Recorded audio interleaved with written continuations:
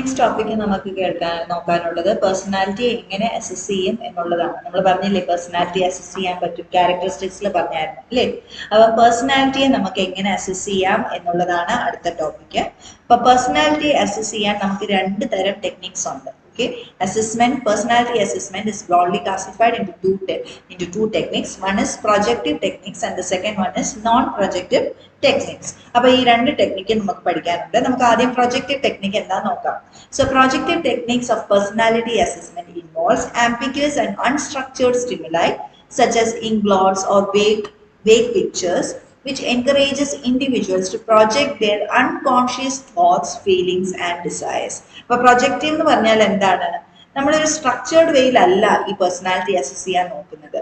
നമ്മൾ എങ്ങനെയാണ് വേഗമായിട്ട്, അതായത് നേരെ ചോദിച്ച് നമ്മൾ ഒരാളുടെ പേഴ്സണാലിറ്റി മനസ്സിലാക്കുകയല്ല, അയാൾക്ക് എന്ത് കൊടുക്കുകയാണ്, പല സിറ്റുവേഷൻസ് കൊടുക്കുകയാണ്, അല്ലെങ്കിൽ പല എന്താ പറയുക ഇൻഡയറക്റ്റ് ആയിട്ടുള്ള കാര്യങ്ങൾ കൊടുത്തിട്ട് അയാളുടെ സബ് കോൺഷ്യസ് മൈൻഡിലുള്ള തോട്ട്സ് അല്ലെങ്കിൽ ഫീലിങ്സ് അല്ലെങ്കിൽ ഡിസൈർസ് ഇത് കണ്ടുപിടിക്കാൻ ശ്രമിക്കുന്നതിനെയാണ് നമ്മൾ എന്ത് പറയുന്നത്, പ്രൊജക്റ്റീവ് ടെക്നിക്സ് എന്ന് പറയുന്നത്. അപ്പൊ പ്രൊജക്റ്റീവ് എന്ന് പറയുമ്പോൾ ആലോചിക്കണം, അത് ആംബിഗ്യൂസ് ആണ് ആൻഡ് അൺസ്ട്രക്ചേർഡ് സ്റ്റിമുലൈ ആണ് നമ്മൾ യൂസ് ചെയ്യുന്നത്. ഓക്കെ, പിന്നെ എന്താണ്? These techniques aim to uncover hidden aspects of personality that are not easily accessible through direct questioning. അതായത് നമുക്ക് നേരിട്ട് ചോദിച്ചാൽ ചിലപ്പോൾ ആളുകൾ പറയാൻ മടിക്കുന്ന അല്ലെങ്കിൽ അറിയാൻ പറ്റാത്ത കാര്യങ്ങളെയാണ് നമ്മൾ കണ്ടുപിടിക്കാൻ ശ്രമിക്കുന്നത് അല്ലെങ്കിൽ നമ്മൾ മനസ്സിലാക്കാൻ ശ്രമിക്കുന്നത്. അതിന് നമ്മൾ എങ്ങനത്തെ ടെസ്റ്റാണ് യൂസ് ചെയ്യുന്നത്? അൺസ്ട്രക്ചേർഡ് ആയിട്ടുള്ള ടെസ്റ്റ്. അതായത് വേഗമായിട്ട് ഒരു പിക്ചർ കാണിച്ചിട്ട് ഈ പിക്ചർ കണ്ടിട്ട് നിങ്ങൾക്ക് എന്താ തോന്നുന്നതെന്ന് ചോദിക്കുക. അങ്ങനെയൊക്കെ വരുമ്പോൾ എന്താണ്, നമ്മുടെ മനസ്സിൽ നമ്മുടെ സബ് കോൺഷ്യസ് മൈൻഡിൽ എന്താണോ ഉള്ളത് അതനുസരിച്ചായിരിക്കും നമ്മൾ റെസ്പോൺസ് കൊടുക്കുന്നത്. അപ്പൊ ഓപ്പൺ എൻഡഡ് ആയിട്ടാണ് കൊടുക്കുന്നത്. അല്ലെങ്കിൽ ഒരു ലൈൻ കൊടുത്തു, ഒരു സ്റ്റോറിയുടെ ഏതെങ്കിലും ഒരു ലൈൻ കൊടുത്തു, I was walking in the rain and I so എന്ന് പറഞ്ഞ് നിൽക്കുമ്പോൾ പിന്നെ ബാക്കി നമ്മളോട് ചെയ്യാൻ പറയും. അപ്പൊ നമ്മൾ അത് എന്തിനാ ചെയ്യാൻ, നമ്മൾ എങ്ങനെയാണ് അതിന്റെ ബാക്കി കംപ്ലീറ്റ് ചെയ്യാൻ നോക്കുക? നമ്മുടെ എക്സ്പീരിയൻസസ് അല്ലെങ്കിൽ നമ്മുടെ തോട്ട്സ് നമ്മുടെ സബ് കോൺഷ്യസ് മൈൻഡിൽ എന്താണോ ഉള്ളത് അതനുസരിച്ചായിരിക്കും. അപ്പം ഇത് വെച്ചിട്ടാണ് എന്ത് ചെയ്യുന്നത്, ഈ പ്രൊജക്റ്റീവ് ടെക്നിക്സ് വർക്ക് ചെയ്യുന്നത്. ഓക്കെ, പിന്നെ എന്താണ്? Responses are open ended and interpreted by trained professionals making these test subjective and reliant on the examiner's expertise. അപ്പൊ എന്താണ് നമ്മൾ ഈ പറയുന്ന ഉത്തരങ്ങളിൽ നിന്നും നമ്മുടെ പേഴ്സണാലിറ്റി അസസ് ചെയ്യുന്നത് കംപ്ലീറ്റ്ലി എന്താണ്, നമ്മുടെ മുമ്പിൽ ഇരിക്കുന്ന ആ ടെസ്റ്റ് ചെയ്യുന്ന ആളുടെ കഴിവ് അനുസരിച്ചിരിക്കും അല്ലെ. നല്ല ട്രെയിൻഡ് പ്രൊഫഷണൽ നല്ല എക്സ്പീരിയൻസ് ഉള്ള ആൾക്കാണെങ്കിൽ പെട്ടെന്ന് കാര്യങ്ങൾ മനസ്സിലാവും. എന്നാൽ അല്ല, പുതിയൊരാളാണ് അല്ലെങ്കിൽ എക്സ്പീരിയൻസ് ഇല്ല അല്ലെങ്കിൽ പെട്ടെന്ന് മനസ്സിലാകുന്നില്ല എന്നുള്ള ഒരാൾക്ക് ഇത് അസസ് ചെയ്യാൻ പാടായിരിക്കും. അതാണ് പ്രൊജക്റ്റീവ് ടെക്നിക്സ് എന്ന് പറയുന്നത്. നോൺ പ്രൊജക്റ്റീവ് ടെക്നിക്സ് ആണെങ്കിലോ, നോൺ പ്രൊജക്റ്റീവ് എന്ന് പറയുന്നത് എന്താണ്, സ്ട്രക്ചേർഡ് ആണ് അല്ലേ, structured and objective ആണ്. So non-projective techniques on the other hand are structured and objective using standardized questionnaires and rating scales to measure specific personality trait. അതായത് ഇതെന്താണ്, ഇത് കംപ്ലീറ്റ്ലി സ്ട്രക്ചേർഡ് ആയിട്ടുള്ള ഒരു പരിപാടിയാണ് ഈ നോൺ പ്രൊജക്റ്റീവ് ടെക്നിക്സ് എന്ന് പറയുന്നത്. These techniques are highly reliable, quantifiable and designed to provide clear and consistent results. അപ്പം ഇതെന്ന് പറയുന്നത് ട്രൈഡ് ആൻഡ് ട്രസ്റ്റഡ് എന്ന് പറയുന്ന പോലെയാണ് അല്ലേ, ഓൾറെഡി നല്ല റിലയബിൾ ആണ്. അത് ആര് കൊടുത്താലും അതിന്റെ ആൻസേഴ്സിന് എന്താ പറയാ നമുക്ക് അസസ് ചെയ്യാൻ സ്കെയിൽസ് ഉണ്ടാവും, അല്ലെങ്കിൽ പെർട്ടിക്കുലർ മാർക്കിംഗ് സ്കീംസ് ഉണ്ടാവും. അപ്പൊ അതെന്താണ്, അങ്ങനത്തെ ടെക്നിക്സിനെയാണ് നമ്മൾ നോൺ പ്രൊജക്റ്റീവ് ടെക്നിക്സ് എന്ന് പറയുന്നത്. ഇനി പ്രൊജക്റ്റീവ് ടെക്നിക്സ് എന്തൊക്കെയാന്ന് നോക്കാം. അതിലൊരു 3-4 നമുക്ക് ഒന്ന് നോക്കാം എങ്ങനെയാണ് അത് ചെയ്യുന്നത്, എന്താണ് ആ ടെക്നിക്ക് എന്ന് നോക്കാം. ഫസ്റ്റ് വൺ ആണ് പ്രൊഷാസ് ഇങ്ക് ബ്ലോട്ട് ടെസ്റ്റ്. അതായത് participants interpret a series of 10 symmetrical inkblot cards which helps unveil unconscious thoughts and emotions. അപ്പൊ ഈ ഇങ്ക് ബ്ലോട്ട് ടെസ്റ്റിൽ എന്താ സംഭവിക്കുന്നതെന്ന് വെച്ചാൽ, ഇത് എടുക്കുന്ന ആരാണോ ഓക്കെ പാർട്ടിസിപ്പൻസിന് കൊടുക്കുന്നത് എന്താണ്, കാർഡ്സ് കൊടുക്കും, ഇങ്ക് ബ്ലോട്ട്സ് ഉള്ള, അതായത് ഇങ്കിന്റെ പോയിന്റ്സ് ഉള്ള കാർഡ്സ് കൊടുക്കും. ഓക്കെ, അപ്പം ഈ കാർഡ്സ് വെച്ചിട്ട് അവർക്ക് എന്താണോ തോന്നുന്നത്, ഇത് ഒരു എന്താ പറയാ 10 കാർഡ്സാണ് കൊടുക്കുന്നത്. 10 കാർഡ്സ് കൊടുക്കുന്നതിൽ 5 കാർഡ്സ് ബ്ലാക്കും ഗ്രേയും കളറിലും 5 കളേർഡ് കാർഡ്സും ആയിരിക്കും കൊടുക്കുന്നത്. ഓക്കെ, അപ്പം ഈ കാർഡ്സിന് എന്താണ്, ഈ കാർഡ്സിൽ ഒരു സ്പെസിഫിക് മീനിങ്ങും കാണും. ഓരോ കാർഡും ഓരോ മീനിങ് ആയിരിക്കും സ്പെസിഫൈ ചെയ്യുന്നത്. ഇത് ഓരോ ഇൻഡിവിജ്വലിന് കാണിക്കുന്നത് ഒരു പെർട്ടിക്കുലർ ഓർഡറിലായിരിക്കും. അപ്പം ഈ ഒരു ഓർഡറിൽ നമ്മൾ ആ കാർഡ്സ് പ്രസന്റ് ചെയ്യുമ്പോൾ അയാളുടെ റെസ്പോൺസ് എന്താണോ ആ റെസ്പോൺസിൽ നിന്ന് നമുക്ക് എന്ത് കിട്ടും? അൺകോൺഷ്യസ് ആയിട്ടുള്ള അയാളുടെ തോട്ട്സും അയാളുടെ ഡിസയേഴ്സും ഇമോഷൻസും എല്ലാം നമുക്ക് മനസ്സിലാക്കാം എന്ന രീതിയിലാണ് ഈ ഒരു ടെസ്റ്റ് നടക്കുന്നത്. അപ്പം ഈ റെസ്പോൺസ് അനലൈസ് ചെയ്യുമ്പോൾ എന്താ പറയാ, ആ ഒരു കാർഡിന്റെ കണ്ടന്റ് എന്താണോ ആ കണ്ടന്റ് ബേസ് ചെയ്തിട്ട് അനലൈസ് ചെയ്യും. പിന്നെ എന്താണ് അതിന്റെ ഫോം ബേസ് ചെയ്തിട്ട് അതിന്റെ കളർ എന്താ കാണുന്നത്, അങ്ങനെയാണ് ഇതിന്റെ ഇൻപ്ലോട്ട് ടെസ്റ്റ് നമ്മൾ നടത്തുന്നത്. നമ്മൾ ഡീറ്റെയിൽ ആയിട്ട് ഇനി കാണും. പിന്നെ നെക്സ്റ്റ് വൺ എന്ന് പറയുന്നത് ടാറ്റ് ടെസ്റ്റ് ആണ്. ടാറ്റ് എന്ന് പറയുന്നത് എന്താണ്? തെമാറ്റിക് അപ്രീസിയേഷൻ ടെസ്റ്റ് എന്ന് പറഞ്ഞാൽ individuals create stories based on ambiguous pictures of people and situation uncovering their underlying motives, feelings and conflicts. അതായത് നമ്മൾ എന്തുണ്ടാക്കണം? സ്റ്റോറി ഉണ്ടാക്കണം. അതായത് പെർട്ടിക്കുലർ സിറ്റുവേഷൻ അല്ലെങ്കിൽ പെർട്ടിക്കുലർ പിക്ചേഴ്സ് വന്നിട്ട് അതിന് സ്റ്റോറി ഉണ്ടാക്കണം. അതിൽ നിന്ന് നമ്മൾ ടെസ്റ്റ് ചെയ്യുന്നതിനെയാണ് തെമാറ്റിക് അപ്രീസിയേഷൻ ടെസ്റ്റ് എന്ന് പറയുന്നത്. പിന്നെ എന്താണ് sentence completion test? Sentence completion test എന്ന് പറഞ്ഞാൽ ഇൻകംപ്ലീറ്റ് ആയിട്ടുള്ള സെന്റൻസ് കൊടുക്കും. അത് എന്ത് ചെയ്യണം? നമ്മൾ കംപ്ലീറ്റ് ചെയ്യണം. അത് കംപ്ലീറ്റ് ചെയ്യുമ്പോൾ നമ്മുടെ പേഴ്സണാലിറ്റി അല്ലെങ്കിൽ നമ്മുടെ ഇമോഷണൽ സ്റ്റേറ്റ് ആ സെന്റൻസ് കംപ്ലീഷനിൽ വരും എന്നാണ് പറയുന്നത്. പിന്നെ വേർഡ് അസോസിയേഷൻ ടെസ്റ്റ് എന്ന് പറഞ്ഞാൽ എന്താണ്? ഓരോ വേർഡ്സ് കൊടുക്കും. അതിൽ പെട്ടെന്ന് നിങ്ങൾക്ക് എന്താ ഓർമ്മ വരുന്നേ?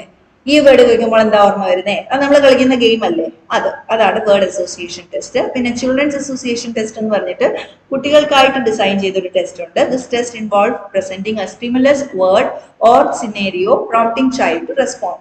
Their response help reveal emotional concerns, fears or unresolved conflicts. അപ്പം ഇത് കുട്ടികൾക്ക് കൊടുക്കുന്ന ഒരു ടെസ്റ്റ് ആണ്. അതിലെന്താണ്? ഒന്നുകിൽ ഒരു വേർഡ് കൊടുക്കും അല്ലെങ്കിൽ ഒരു സീൻ കൊടുക്കും. അതിൽ കുട്ടി എങ്ങനെ റെസ്പോണ്ട് ചെയ്യുന്നോ എന്നുള്ളതനുസരിച്ച് നമുക്ക് എന്ത് ചെയ്യാം? ആ കുട്ടിയെ അസസ് ചെയ്യാം എന്നാണ് പറയുന്നത്. So these techniques are valuable for exploring deeper, often unconscious layers of personality, especially in individuals who might struggle with verbalizing their thoughts and feelings directly. അപ്പോൾ ഇത് എവിടെയാണ് നമ്മൾ യൂസ് ചെയ്യുന്നത്? പൊതുവെ നമ്മൾ എന്താ പറയുക, പറഞ്ഞ് ഫലിപ്പിക്കാൻ പറ്റാത്ത ആൾക്കാരുണ്ടാവില്ലേ, ഒത്തിരി സംസാരിക്കാൻ പറ്റാത്ത അല്ലെങ്കിൽ അവരുടെ ഫീലിങ്സ് എന്താണെന്ന് പറയാൻ പറ്റാത്ത ആളുകൾ ഉണ്ടാവും. ആ ആളുകളിൽ അവരുടെ എന്താ പറയുക പേഴ്സണാലിറ്റി അനലൈസ് ചെയ്യാൻ അല്ലെങ്കിൽ അവരുടെ ഫീലിങ്സ്, തോട്ട്സ് ഇതെല്ലാം അനലൈസ് ചെയ്യാൻ ഈ ടെസ്റ്റുകൾ ഉപകരിക്കും. അപ്പൊ ഇതിൽ ഓരോ ടെസ്റ്റും നമുക്കൊന്ന് ചെറുതായിട്ട് നോക്കാം. ഫസ്റ്റ് വൺ നമ്മൾ പറഞ്ഞത് റോഷാസ് ഇങ്ക് ബ്ലോട്ട് ടെസ്റ്റ് ആണ്. അപ്പം Rorschach ink bloat test is a projective psychological test designed to explore an individual's personality, emotions and thought processes. അപ്പം ഒരു ഇൻഡിവിജ്വലിന്റെ പേഴ്സണാലിറ്റി അസസ് ചെയ്യാൻ യൂസ് ചെയ്യുന്നതാണ് ഈ ഒരു ടെസ്റ്റ്. അത് ഫോർമുലേറ്റ് ചെയ്തത് ഹെർമൻ റോഷസ് ആണ് in the year 1921 and one of the most widely known projective test ആണ് ഈ റോഷസ് ഇങ്ക് ബ്ലോട്ട് ടെസ്റ്റ്. അപ്പം എന്തിനാണ് ഇത് യൂസ് ചെയ്യുന്നത് നോക്കിക്കേ? To assess underlying thoughts, feelings and personality traits by analysing how individuals interpret ambiguous similar. അപ്പം നമ്മൾ use ചെയ്യുന്നത് എന്തിനാണ് നമുക്കറിയാമല്ലോ, നമ്മുടെ തോട്ട്സും ഫീലിംഗ്സും ഒക്കെ മനസ്സിലാക്കാനാണ്. എങ്ങനെയാണ് ചെയ്യുന്നത്? സ്ട്രക്ചർ എന്താണ്? 10 കാർഡ്സ് കൊടുക്കും ഒരു പെർട്ടിക്കുലർ ഓർഡറിൽ. ഈ കാർഡ്സിൽ ഇങ്ക് ബ്ലോട്ട്സ് ഉണ്ടായിരിക്കും. അതിന്റെ ഇന്റർപ്രിട്ടേഷൻ ആണ് നമ്മൾ ഇത് ടെസ്റ്റ് ആയിട്ട് യൂസ് ചെയ്യുന്നത്. പിന്നെ പ്രൊസീജിയർ എങ്ങനെയാണ്? The participants is shown each card and asked to describe it, what they see. Responses may include objects, peoples, animals or abstract shapes. അപ്പൊ നമ്മൾ എന്താ ഓരോ കാർഡ് ഒരു പെർട്ടിക്കുലർ ഓർഡറിൽ ഓരോ കാർഡായിട്ട് കാണിക്കും. അവര് ആ കാർഡ് കണ്ടിട്ട് തരുന്ന റെസ്പോൺസ് ആണ് നമ്മുടെ ആൻസർ അല്ലെങ്കിൽ നമ്മുടെ ക്ലൂ. ഓക്കെ. പിന്നെ നെക്സ്റ്റ് എന്താണ്? അഡ്മിനിസ്ട്രേഷൻ. എങ്ങനെയാണ്? 1 by 1 ആയിട്ടേ പറ്റത്തുള്ളൂ അല്ലെ, ഗ്രൂപ്പിലായിട്ട് പറ്റത്തില്ല. അപ്പം ഓരോരുത്തരായിട്ട് ഒരു ഇൻഡിവിജ്വലിനെ ആയിരിക്കും ഒരു സമയത്ത് ടെസ്റ്റ് ചെയ്യുന്നത്. അപ്പൊ ഒരു സൈക്കോളജിസ്റ്റ് വന്നിരുന്ന് ഇയാൾക്ക് കാർഡ്സ് കാണിച്ചു കൊടുക്കും, റെസ്പോൺസ് റെക്കോർഡ് ചെയ്യും. പിന്നെ എന്താണ് ഈ എന്താ പറയാ റെക്കോർഡ് ചെയ്യുന്നതിൽ പല ക്ലൂസും കാണും. അതായത് ചിലപ്പം ഒരു ഇൻസിറ്റേഷൻ പറയാൻ മടിയുള്ളത് അല്ലെങ്കിൽ എന്തെങ്കിലും ഒരു സങ്കടത്തിന്റെ ഒരു നോട്ട്, അങ്ങനെ എന്തെങ്കിലും ഒക്കെ കാണും. ഇത് ഐഡന്റിഫൈ ചെയ്യാൻ നമ്മുടെ സൈക്കോളജിസ്റ്റിന്റെ കഴിവില് ഒത്തിരി ഡിപ്പെൻഡൻസി വരുന്നുണ്ട്. ഓക്കെ. പിന്നെ എന്താണ് സ്കോറിംഗ് ആൻഡ് അനാലിസിസ് എങ്ങനെയാണ് നടക്കുന്നത്? അത് അനലൈസ് ചെയ്യുന്നത് അതിന്റെ കണ്ടന്റ് എന്താണോ, പറയുന്നത് എന്തിനെ കുറിച്ചാണോ, അല്ലെങ്കിൽ എന്തെങ്കിലും കളർ മെൻഷൻ ചെയ്യുന്നോ, അങ്ങനെ എന്തെങ്കിലും ഒരു മൂവ്മെന്റ് ആ ഒരു പറയുന്നതിൽ വെച്ചിട്ടാണ് എന്താ ചെയ്യുന്നത്, നമ്മൾ ഇതിനെ അനലൈസ് ചെയ്യുന്നത്. അപ്പൊ ഈ റെസ്പോൺസസിൽ എന്തുണ്ടാവും? ഈ സബ് കോൺഷ്യസ് മൈൻഡിലുള്ള ഇമോഷൻസും കോൺഫ്ലിക്ട്സും ഇതെല്ലാം ഈ ടെസ്റ്റിൽ അറിയാൻ പറ്റുമെന്നാണ് പറയുന്നത്. സോ ഇതാണ് നമ്മുടെ ഇങ്ക് ബ്ലോട്ട് ടെസ്റ്റ്. രണ്ടാമത് നമ്മൾ പറഞ്ഞ എന്താണ് thematic appreciation test. അതെന്ന് പറയുന്നത് എന്താണ് thematic appreciation test is a projective psychological assessment tool developed by Henry M. Murray and Christiana D. Morgan in 1930s. It is widely used to explore an individual's underlying thoughts, emotions and motives by analyzing their interpretations of ambiguous visual stimuli. ഇതിൽ എന്താ നമ്മൾ ചെയ്യുന്നത്? ഇതിലും നമ്മുടെ കയ്യിൽ picture cards ആണുള്ളത്. Okay, 30 black and white picture കാർഡ്സും ഒരു ബ്ലാങ്ക് കാർഡുമാണ് ഉള്ളത്. അതിൽ എന്താ ഉള്ളത്? പല സീൻസും അല്ലെങ്കിൽ ആളുകൾ അല്ലെങ്കിൽ ഒബ്ജക്ട്സ് അങ്ങനെയാണ് ഈ കാർഡ്സിൽ ഉള്ളത്. പിന്നെ എന്താ ചെയ്യുന്നത്? Projective psychological test use to uncover unconscious motives, emotions and personality traits. അപ്പൊ പാർട്ടിസിപ്പൻസിന് എന്താ കൊടുക്കുന്നത്? ഒരു 10-12 കാർഡ്സ് സെലക്ട് ചെയ്യാൻ കൊടുക്കും. ആ കാർഡ്സ് സെലക്ട് ചെയ്യാൻ കൊടുത്തു കഴിഞ്ഞാൽ സെലക്ട് ചെയ്ത കാർഡ്സ് വെച്ചിട്ട് സ്റ്റോറീസ് ക്രിയേറ്റ് ചെയ്യാൻ പറയും. അപ്പം what is happening in the screen, അല്ലെങ്കിൽ what events led to this situation, അല്ലെങ്കിൽ എന്താണ് ക്യാരക്ടേഴ്സ് എന്താണ് തിങ്ക് ചെയ്യുന്നത് എന്ന് പറയാൻ പറയും, അല്ലെങ്കിൽ വാട്ട് വിൽ ഹാപ്പൻ നെക്സ്റ്റ് എന്ന് പറയാൻ പറയും. അപ്പൊ ഇങ്ങനെ ഒരു കാർഡ് ഇപ്പൊ കൊടുത്തു, ആ കാർഡിൽ ഒരു സീൻ ഉണ്ടായിരിക്കും. അപ്പൊ ആ സീൻ റിലേറ്റഡ് ആയിട്ട് നമ്മൾ എന്ത് ചെയ്യും? നമ്മുടെ എന്താ പേഷ്യന്റിനോട് അല്ലെങ്കിൽ നമ്മുടെ മുമ്പിലിരിക്കുന്ന ആളോട് നമ്മൾ ചോദ്യങ്ങൾ ചോദിക്കും. അപ്പൊ ഈ ചോദ്യങ്ങളുടെ ആൻസർ എങ്ങനെയാണോ വരുന്നത് അതിൽ നിന്ന് നമുക്ക് എന്ത് ചെയ്യാം? സ്കോർസ് ഡെവലപ്പ് ചെയ്യാം. അപ്പം സ്കോറിങ് എങ്ങനെയാണ് നടക്കുന്നത്? ആൻസേഴ്സ് അനലൈസ് അല്ലെങ്കിൽ റെസ്പോൺസ് അനലൈസ് ചെയ്തിട്ടാണ്. റെസ്പോൺസ് എന്തൊക്കെ വെച്ച് അനലൈസ് ചെയ്യും? എന്തിനെ കുറിച്ചാണോ പറയുന്നത് അത് വെച്ച് അനലൈസ് ചെയ്യാം. പിന്നെ എന്താണ് ക്യാരക്ടേഴ്സ് തമ്മിലുള്ള റിലേഷൻഷിപ്സ് എങ്ങനെ ക്രിയേറ്റ് ചെയ്യുന്നു, പിന്നെ പറയുന്നതിന്റെ ടോണ്, അതിൽ വരുന്ന ഇമോഷൻ എന്താണ്, പിന്നെ സ്റ്റോറിയുടെ സ്ട്രക്ചർ എങ്ങനെയാണ് വരുന്നത്. അപ്പൊ ഇതെല്ലാം എന്തിനെ കാണിക്കും എന്നാ പറയുന്നത്? ഒരു പേഴ്സന്റെ അൺകോൺഷ്യസ് ആയിട്ടുള്ള തോട്ട്സിനെയും ഇമോഷൻസിനെയും എല്ലാം കാണിക്കും എന്നാണ് പറയുന്നത്. സോ അതാണ് നമ്മുടെ ടാറ്റ് ടെസ്റ്റ്. നെക്സ്റ്റ് വരുന്നത് എന്താണ്? Sentence completion test. Sentence completion test നമുക്ക് പേരിൽ നിന്ന് തന്നെ അറിയാം. എന്താണ് അതിലുണ്ടാവുക? നമ്മൾ പ്രോംസ് കൊടുക്കും അല്ലെ? സെന്റൻസിന്റെ പാതി നമ്മൾ പറയും ഐ ഫീൽ ഹാപ്പി വെൻ, അല്ലെങ്കിൽ my greatest wish is to. അങ്ങനെ നമ്മൾ കൊടുക്കുമ്പോൾ I feel lonely when I am, അങ്ങനെ നമ്മൾ കൊടുക്കുമ്പോൾ എന്താണ് വരുന്നത്? അവരതിന്റെ ആൻസർ പറയും. ഈ ആൻസേഴ്സിൽ നിന്ന് നമുക്ക് എന്ത് ചെയ്യാം? അണ്ടർലൈങ് തോട്ട്സും ഫീലിങ്സും എല്ലാം കണ്ടുപിടിക്കാം. അപ്പൊ റെസ്പോൺസ് എങ്ങനെയാണ് ഇത് അനലൈസ് ചെയ്യുന്നത്? Responses are analysed from recurring themes, emotional note and psychological concerns. അപ്പം അതിൽ എന്തൊക്കെ കാണാം നമുക്ക്? പലപ്പോഴും നമുക്ക് അവരുടെ നീഡ്സ് മനസ്സിലാക്കാം, അവരുടെ മോട്ടീവ്സ് മനസ്സിലാക്കാം, അവരുടെ ഫിയേഴ്സ്, അവരുടെ ആൻസൈറ്റീസ്, അവരുടെ സെൽഫ് പെർസെപ്ഷൻസ്, ഇതെല്ലാം എന്തുണ്ടാവും? ആ സ്റ്റോറീസിൽ, അവർ പറയുന്ന ആ സ്റ്റോറീസിൽ അല്ലെങ്കിൽ ആ സെന്റൻസസിൽ എവിടെയെങ്കിലും ഒക്കെ റിഫ്ലക്ട് ചെയ്യുന്നുണ്ടാവും.